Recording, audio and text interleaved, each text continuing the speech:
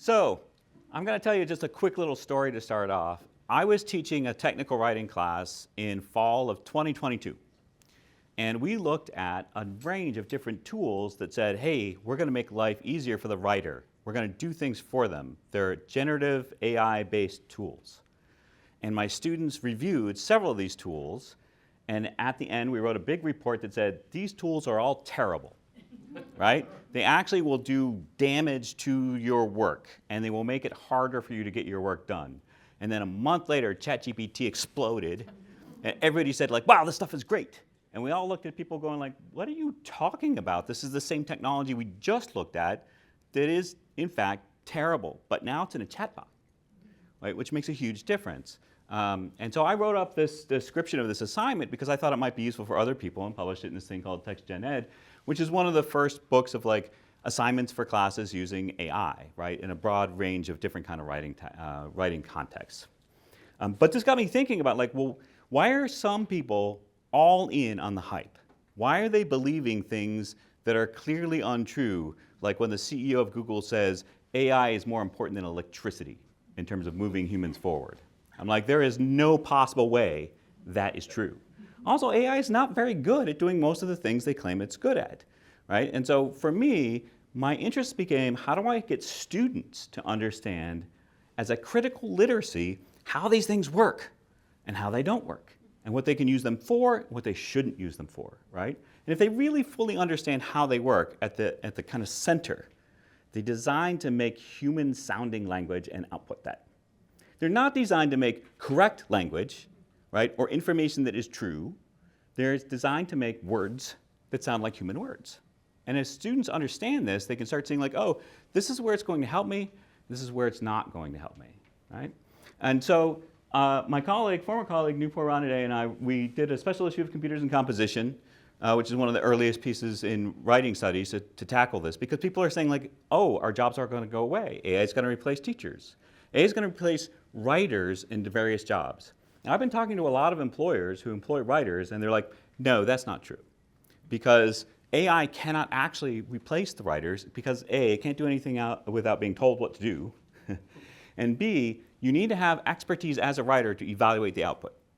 If you do not have expertise to evaluate the output, then you get problems, right? And so, just as a quick note, this is the Columbia Journalism Review put out AI search as a citation problem. It will cite all sorts of things that aren't true when you're using the research tools that are out there now, right?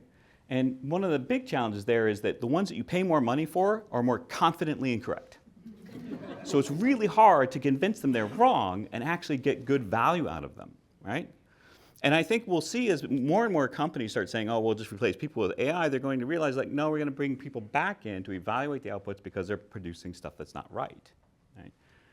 BBC also said the AI chatbots are unable to accurately summarize news, which maps onto what we found back in 2022 when AI systems couldn't really summarize technical documents. Well, they can't even summarize simple news documents without adding things that don't exist to those news items, right? And people say like, well, things are getting better, things are getting better. These two reports are both from last month, right?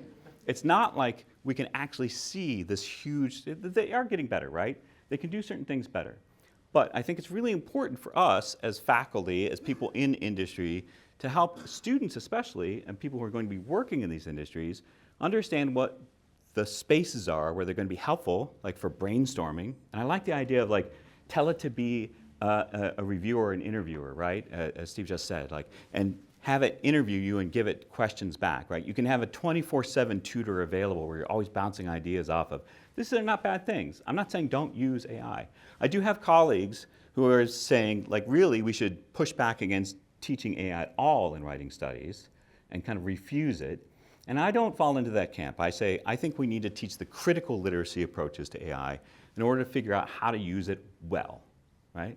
So those are kind of my stances on these things, and I'm going to continue. And just a quick plug also, I feel like I'm just plugging all my stuff, but this is kind of giving you the context of like where I'm coming from and how I'm doing the work here.